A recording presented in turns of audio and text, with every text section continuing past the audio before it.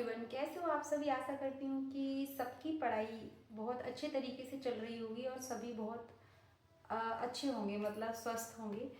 तो जैसा कि मैंने आपको बताया था कि मैं अपनी जो जर्नी है, प्रिपरेशन जर्नी है, वो आप लोगों के साथ शेयर करूँगी। और कैसे कर रही हूँ मैं अपनी जर्नी, तो मुझे कमेंट भी आया था कि आप हमें बता दीजिए कि जो सी टेट के लिए आपने कौन सी बुक परचेज कर रखी है पेडागोजी और चाइल्ड डेवलपमेंट के लिए। तो मैं आपको बता दूं कि स्पेशली मैंने कोई नहीं खरीदी थी। जब पहली बार मैं आपको क्या बताऊं कि राजस्थान में ही थी मैं, जब मेरी शादी नहीं हुई थी उससे पहले ही मैंने एक बुक्स ले रखी थी।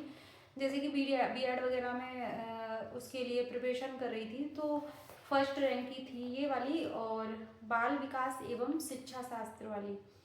तो ये वाली बुक ना मुझे इतनी अच्छी लगी ना, सच बता रही हूँ कि मुझे बाकी फिर दोबारा कोई भी बुक खरीदने की ज़रूरत नहीं पड़ी, क्योंकि इसमें हर चीज़ को बहुत अच्छे तरीके से समझाया गया है। मतलब मेरे हिसाब से मैं बता रही हूँ, क्योंकि मुझे काफ़ी पसंद आई, क्योंकि इसमें जो जितने भी सारे मनोवैज्ञानिक थे पहले उनको दिया गया है, पहले उनका इंट्रोडक्शन दिया गया है इस तरीके से, जितने भी हैं सारे उनका। फिर हर एक टॉपिक को वन बाय वन, जैसे बाल विकास के जिन लोगों ने अपनी सोच मतलब विचार दिए थे कि बाल विकास क्या है, तो वो सारी चीज़ें एक एक करके बहुत अच्छी तरीके से समझाई थी। मनोविज्ञान के विभिन्न शब्द और उनकी उत्पत्ति, विभिन्न मनोवैज्ञानिकों के पूरे नाम। और फिर यहाँ से शुरुआत में क्या होता है ना, जो लोग स्टडी कर रहे होते हैं शुरुआत में, तो समझ में नहीं आता कि ये कौन सा चैप्टर है, सारे चैप्टर एक जैसे लगते हैं। तो वो चीज़ मेरे साथ भी थी। तो जैसे मैं ऑनलाइन क्लासेस देखती थी, सॉरी जो मैंने ले रखी थी इधर उधर से मैं टॉपिक देखती थी, तो मुझे सारे टॉपिक एक जैसे लगते थे। लेकिन जब उन टॉपिक को देख के और फिर मैं इसमें देखती थी ना, अब देखो जैसे ये वाला टॉपिक है मनोविज्ञान के संप्रदाय एवं शिक्षा में उनका योगदान।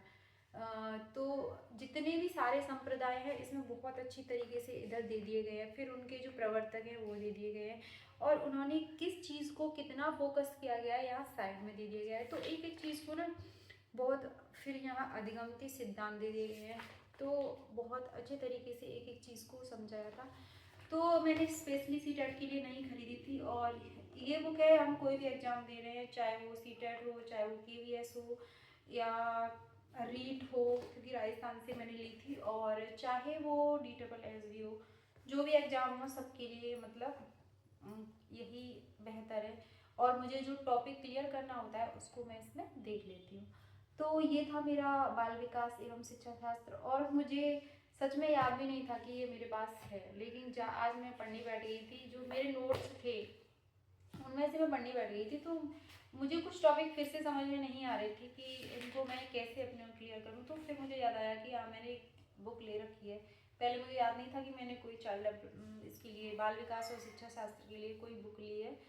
लेकिन जब मुझे याद आया तो मैंने निकाली, और सच में बहुत अच्छे से मुझे चीज़ें समझ में आ जाती हैं। और हाँ, एक टॉपिक था जो मैं आप लोगों के साथ शेयर करना चाहती थी, मुझे दिखाना था आप लोगों को कि यार क्या मस्त, मतलब जब मुझे नहीं याद हो रही थी चीज़ें, मनोविज्ञान के संप्रदाय एवं ये तो ठीक है, लेकिन एक था अधिगम के सिद्धांत, जो मुझे मतलब सारे एक जैसे लगते हैं ना कि मतलब कौन सा टॉपिक किसने दिया, कौन सा सिद्धांत किसने दिया, वो चीज़ हम भूल जाते हैं। तो एक मतलब ट्रिक मिली थी, मैंने ऐसी यूट्यूब से देख रही थी, मुझे अभी चैनल का नाम याद नहीं है। तो एक ट्रिक थी जिसमें जैसे अधिगम के सिद्धांत थे, तो जैसे वो था कि ट्रिक थी उसमें कि उदयनु के प्रयास में त्रुटि से थॉर्न चुभ गया, और अनुकूल मौसम में अनुप्रिया को लव मिल गया, प्रसूति क्रिया बंधन के बाद उसकी स्किन में ग्लो आ गया, सूझबूझ एल्कोहल छोड़ उसने सामाजिक गम के बंधों के लिए प्रबल हल निकाल लिया। अब इनके प्रवर्तक भी इसी में, मतलब इस एक लाइन से ना सारे जो प्रवर्तक थे वो लर्न हो गए मुझे, और जो जो मतलब उनके नाम नहीं याद हो रहे थे वो हो गए थे। तो जैसे पहले लाइन थी, उदयनु के प्रयास में त्रुटि से थॉर्न चुभ गया, तो उदय ये प्रयास और त्रुटि का जो सिद्धांत था उसमें उसके प्रवर्तक कौन है, थॉर्नडाइक। दूसरी लाइन थी, अनुकूल मौसम में अनुप्रिया को लव मिल गया, तो अनुकूलित अनुप्रिया का जो सिद्धांत था उसके प्रवर्तक थे पावलव, तो ये लव मतलब पावलव, ठीक है। प्रसूति क्रिया बंधन के बाद उसकी स्किन में ग्लो आ गया, और जो प्रसूति क्रिया अनुबंधन का सिद्धांत था उसके प्रवर्तक थे स्किनर, और सूझबूझ का सिद्धांत था, तो इसमें ये लाइन थी, सूझबूझ एल्कोहल छोड़ उसने सामाजिक गम के बंधनों के लिए प्रबल हल निकाल लिया। तो सूझबूझ का जो सिद्धांत था वो थे, उसके प्रवर्तक थे हल, CH हल जो है वो।